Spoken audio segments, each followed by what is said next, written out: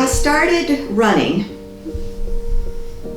in my 40s, maybe. Yeah, I suppose. And it was mainly, Late 40s probably. I would walk to the corner and back. It was just my stress reliever. You know, when the kids were getting wild in the house, I would like to walk to the corner and back, and then I'd walk a little further. And then I started thinking, I wonder if I run from this electrical pole to that one. So I started, and then I build up, okay, now I'll run 2 poles. And then a little bit later, I'll run 3 poles. And worked up to 13 miles. I think God was saying, honey, you got something brewing in your brain. You need to get healthier.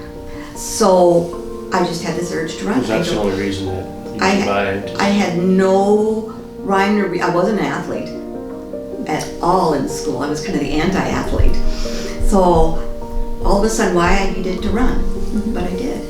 Now she had no symptoms beforehand because of location, no real headaches associated with this. She never knew. She was very active and did things and never had any problems. And then upon rupture, a cascade of events that happened that is catastrophic.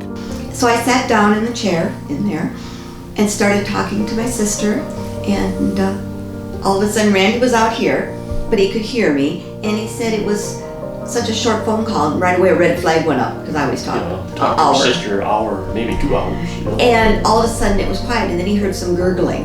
He thought, she's snoring? So he went to check on me, and I had just dropped, And her phone was laying on the floor on you. My sister was... She could hear all of it, her sister. Yeah, it was just that moment, and I guess in the phone I said, oh, my head hurts. I have no memory of any of this. So again, she was a kind of classic stage 5 that everything in the world that could go bad went bad with her. We did everything possible to fix her. And I think without, not me, but without the group, things would be much different. So I think this reinforces everything that we do from that system point of view. So it's nice to see.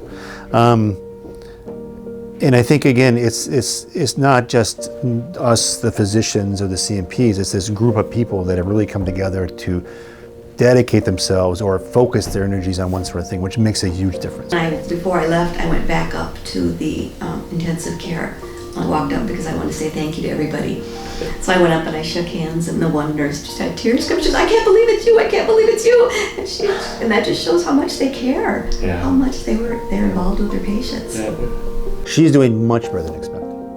And a lot of it is because, to be there, I mean, she was a very fit person before and didn't have any other medical problems. As a runner myself, I like to think that that running improves oxygenation and everything else like that, and there's some evidence those things happen.